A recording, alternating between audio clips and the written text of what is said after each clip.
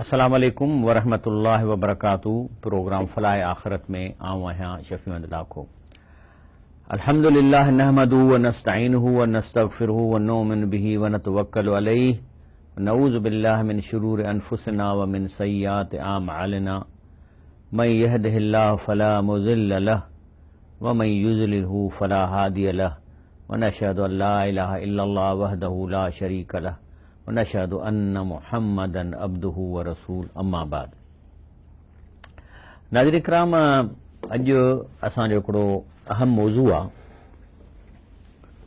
उहो आहे त अल्लाह ताला जेको असांखे हिन दुनिया में मोकिलियो आहे ऐं असांखे ज़िंदा रखण लाइ सॼो कारखानो ठाहियो त सतनि आसमाननि ताईं जेको कुझु आहे उहो इंसान खे ज़िंदा रखण जे लाइ का न का शइ ठाहे रहियो आहे। चाहे वण हुजनि, टिण हुजनि, ककर हुजनि, तारा आहिनि, सिज आहे, चंड आहे, इहे सभई कुझु न कुझु इन जी कंट्रीब्यूशन आहे असांखे ज़िंदा रखण जे लाइ। यानी हिकिड़ो मिसाल ईअं आहे त हिकिड़ो कारखानो हुजे जेको हितां खां वठी सम्झो त लाड़काणे ताईं वॾो कारखानो हुजे, सॼी ॾींहुं राति पियो हले, ऐं जे हुन खां पुछिजे त बाबा हिन मां ठहे छा थो, त चवनि त कुझु कोन थो ठहे, त माण्हू खिलंदा, चवंदा छा आहे, चवंदा हे बेवकूफ़ कंहिं हयो आहे कारखानो जो कुझु बि कोन थो ठहे ऐं सॼी राति पियो थो हले। त इहो साॻियो ॻाल्हि उन बेवकूफ़नि जे बारे में चइबी जेके हेॾो वॾो कारखानो रब साईं ठाहे इंसान खे पाले वेठो, ऐं पोइ को माण्हू चवे त असां ईअं पैदा थी विया आहियूं या अलाह कोन्हे, त इन ते बि एॾो खिल अचणु खपे उन माण्हूअ जे मथां। असांजी ज़िंदगीअ में अचण जो मक़सदु जेको इहो आहे त असां अलाह खे सुञाणूं बग़ैर उनखे ॾिसण जे।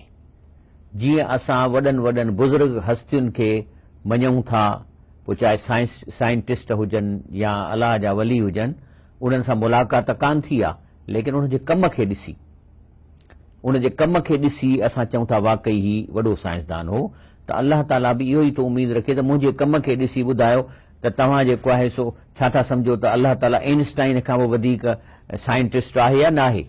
हुन त हिकिड़ी थ्योरी ऑफ रिलेटिविटी कई, पर जेको अल्लाह जा कारखाना ऐं जेके कम करे पियो थो, माउ जे पेट में ॿार जो पैदा थियणु, इहे जेके शयूं आहिनि से अरबे खरबे आइंस्टाइन बि कमु न करे सघनि एतिरो।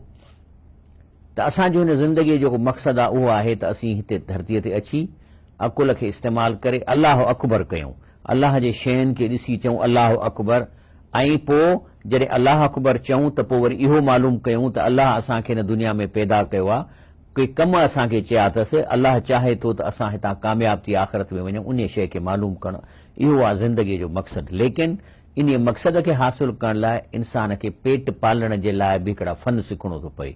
को मोचको कमु करे थो, को कुंभार को कमु करे थो, को इंजीनियर थो थिए, को डॉक्टर थो थिए। त इहे जेके फन आहिनि इहे असांजे हिन जिस्म खे बचनि खे पालण जे लाइ आहिनि, लेकिन इहे बि फन असां तॾहिं था अख़्तियार कयूं जो असुलु मक़सदु हासिलु करे सघूं। जे कमाईंदासीं न त छा कंदासीं, पिनंदासीं या बुख मरंदासीं, त पोइ ॿार किथां पलबा, ॿार किथां खाईंदा, खीरु किथां ईंदो, माना उहो ज़िंदगीअ जो राज़ जंहिं लाइ अलाह पैदा कयो उहो बि हासिलु कोन थी सघंदो गुरबत जे करे। हाणे माना इन जो मतिलबु आहे त जेको ॿियो मक़सदु आहे इन जे लाइ रिज़्क़ खपे। हाणे जेको रिज़्क़ आहे, अॼु मुंहिंजो मौज़ू आहे, इहो राज़ छा आहे, इहो रिज़्क़ किथां ईंदो जेको असांजे हुन वॾे मक़सद जे लाइ मुआविन आहे, को हुनजो कॉम्पिटिटर न आहे, उन सां जेको सो मुक़ाबिलो नथो करे ॿिन्ही मक़सदनि जो। तंहिंजे करे असल मक़सद खे ज़हन में रखिजे। बाक़ी हिन मिसाल तौरु हिकिड़ी ट्रेन आहे, तव्हांखे कंहिं शहर वञिणो आहे पर 3-4 ॾींहं लेट थी विया, हाणे तव्हां उते प्लेटफॉर्म ते वेठा हो या उते, त ज़ाहिर आहे की खाइण पीअण लाइ काठियूं मेड़े ईंदव, ॿारींदव, चांहि कंदव 2-3 ॾींहं गुज़ारण लाइ, त इहे काठियूं मेड़ण या चांहि करणु इहे मुआविन आहिनि त जीअं असां ज़िंदा रही सघूं, त गाॾी अचे चढ़ी वञूं, तीअं असांजो कमाइण बि ईअं आहे। हे जेके मां प्रोग्राम कयां थो, मां तव्हांखे हिकिड़ो दफ़ो अर्ज़ु कयां त हीअ जेके मुंहिंजा प्रोग्राम आहिनि इहे फेसबुक ते फलाह आख़िरत जे नाले सां अपलोड थी था वञनि। जेकॾहिं तव्हां हिन जा पुराणा मुंहिंजा प्रोग्राम हिन ॾिसणु चाहियो त हीअ स्लाइड मां तव्हांखे ॾेखारियां थो, फलाह पोइ वरी विथी आहे, वरी ई वरी विथी आख़िरत, इहो फेसबुक ते ही मूंखे तव्हांखे इहे सॼा पुराणा प्रोग्राम तव्हांखे सभु मिलंदा। हाणे अचूं था पहिरीं ॻाल्हि त जेको हीउ रिज़्क़ आहे असांखे ॾिए केरु थो। असां त सम्झूं था त असां कमायूं था, हथ पेर हणूं था, महिनत कयूं था, रिज़्क मिले थो, पर सवाल थो पैदा थिए त इहे हथ पेर कंहिं ॾिना आहिनि? भला जेकॾहिं असीं को अकाउंटिंग जो कमु करे थो त दिमाग़ में सोचे थो, इहो दिमाग़ जी कैलकुलेशन करण जो पावर कंहिं विधो आहे? इन जो मतिलबु आहे त हीउ जेको हटो आहे हुन जा सभई जेके सामान आहिनि सभु अलाह जा आहिनि। तंहिंजे करे रिज़्क केरु थो ॾिए? अलाह ताला फरमाए थो अऊज़ु बिल्लाहि मिनश शैतानिर रजीम बिस्मिल्लाहिर रहमानिर रहीम वमा ख़लक़तुल जिन्न वल इंस इल्ला लियअबुदून। अलाह फरमाए थो त आउं जिननि इंसाननि खे पैदा कयो आहे त मुंहिंजो चयो वठनि, मुंहिंजी इबादत कनि।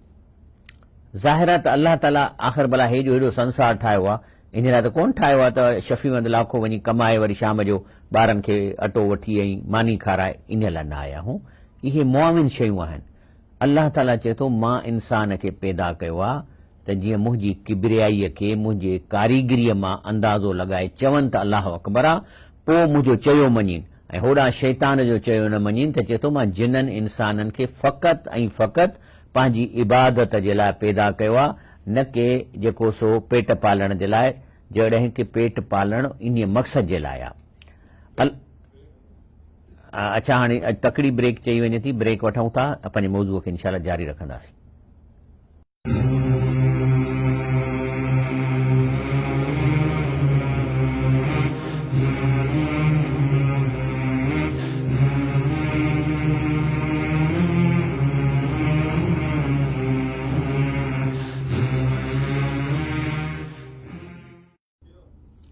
अस्सलाम वालेकुम रहमतुल्लाह।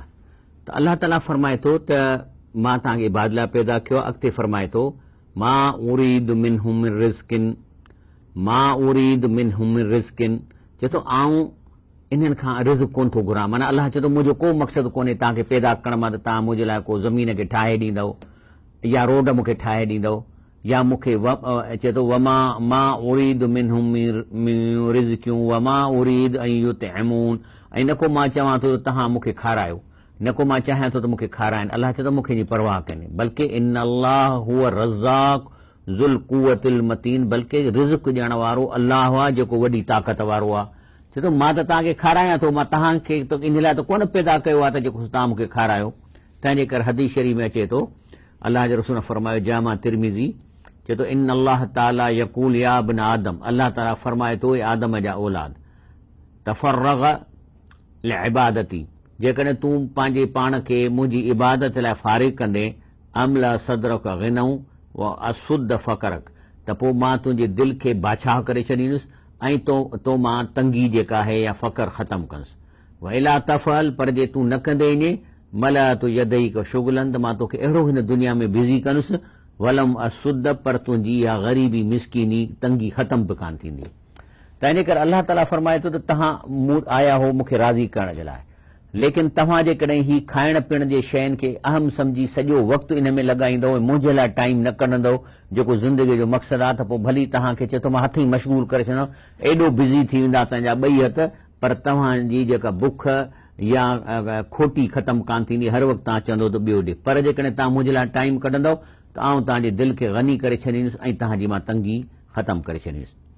रिज़्क अचे किथां थो? आसमाननि मां लहे थो। रब साईं फरमाए थो फिस्समा रिज़्कुकुम वमा तुअदून, तव्हांजो रिज़्क आसमाननि में आहे जेको तव्हां सां वाइदो कयो आहे।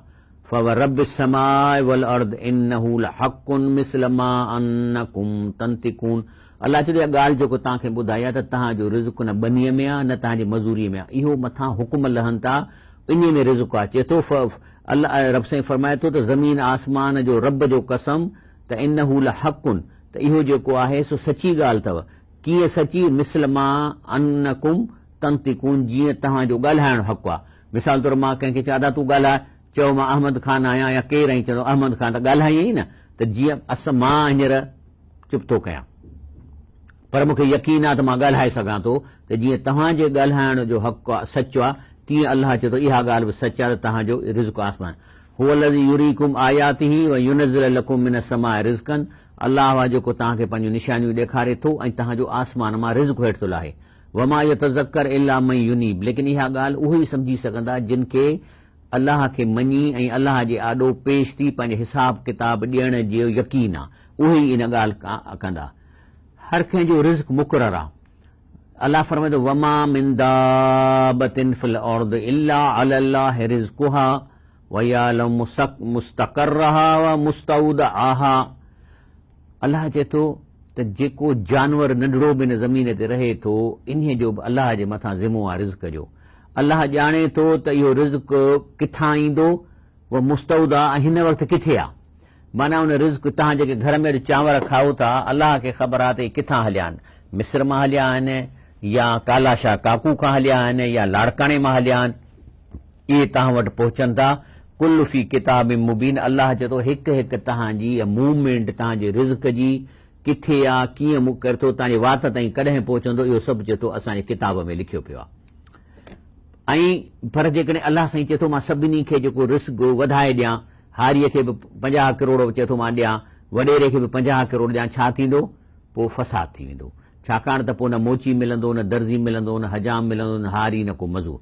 तंहिं ते रब साईं फरमाए थो वलाउ बसत अल्लाहु रिज़्क़ लिइबादिही, जेकॾहिं अलाह पारां पंहिंजे सभिनी बाननि खे रिज़्क़ वधाए ॾेई छॾे, सवा करोड़ अरबे रुपया ॾेई छॾे, लबगौ फिल अर्द, त पोइ त ज़मीन में फसाद थींदो। वलाकी युनज़िल बिक़दरि मा यशा, पर अलाह ताला हर माण्हूअ खे उन जे हिसाब सां उनखे रिज़्क़ ॾिए थो। इन्नहु बिइबादिही ख़बीरुन बसीर, छो त अलाह ताला पंहिंजे बाने खे सुञाणे थो त हिन खे केतिरो रिज़्क़ जेको आहे ॾिबो त इहो इन जे पंहिंजे लिमिट में रहंदो, न त इहो ख़राबी पैदा कंदो। अलाह जे ॾिनल रिज़्क़ मां माना जो मतिलबु इहो थियो त रिज़्क़ फिक्स आहे। जेतिरा चांवर खाइणा आहिनि ओतिरा कणा ॻणियल आहिनि ॼमण खां मरण ताईं। जेतिरा किरोड़ कमाईंदो इहो शख़्स उहो बि फिक्स थियल आहे मरण खां ॼमण ताईं। त पोइ असांजे हथ में आहे तो हलाल करे वठूं या हराम करे वठूं। अलाह ताला फरमाए थो या अय्युहल्लज़ीन आमनू, ए ईमान वारो, ला तुहर्रिमू तय्यिबात मा अहल्लल्लाहु लकुम, त तव्हां अलाह जे हलाल शयुनि खे हराम न कयो। वला तातदू, ऐं तव्हां जेको आहे सो हदुनि खां न लंघो। इन्नल्लाह ला युहिब्बुल मुअतदीन, अलाह ताला हदुनि खां लंघण वारनि खे पसंदि न कंदो आहे। वकुलू मिमा रज़क़कुमुल्लाह हलालन तय्यिबा, जेको अलाह तव्हांखे रिज़्क़ ॾिनो मां हलाल ऐं भलो खाओ। वतकुल्लाह, अलाह जा परहेज़गारी इख़्तियार कयो, अलाह जो चवणु मञो। अल्लज़ी अंतुम बिही मोमिनून, उहो साॻियो अलाह जंहिं ते तव्हां ईमान रखियो वेठा आहियो त असांजो अलाह आहे।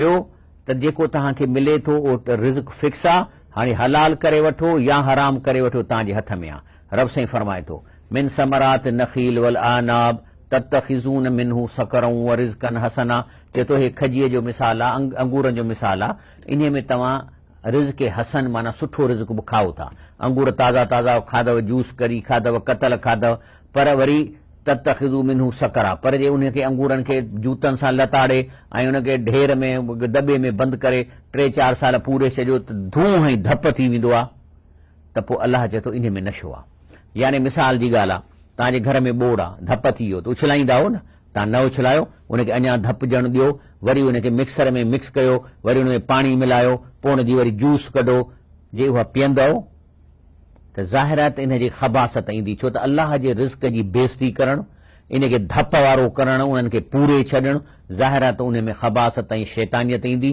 तंहिंजे करे शराब जेको आहे सो बि इहे अंगूरनि जी रस, पर इनखे इन जी बेइज़ती करे, इनखे पुराणो करे ऐं कयो वञे थो, जंहिंजे करे नशो पैदा थियो थो थिए। इन फी ज़ालिकल आयात लिक़ौमी यअक़िलून, अलाह चए थो हे जेको तव्हांखे मिसाल ॾिनो आहे, अकुल वारा त सुधरी सघनि था, अकुल वारा त इन आयत मां सुधरी सघनि था। ब्रेक वठूं था, ब्रेक खां पोइ प्रोग्राम जारी रखंदासीं इंशाअल्लाह।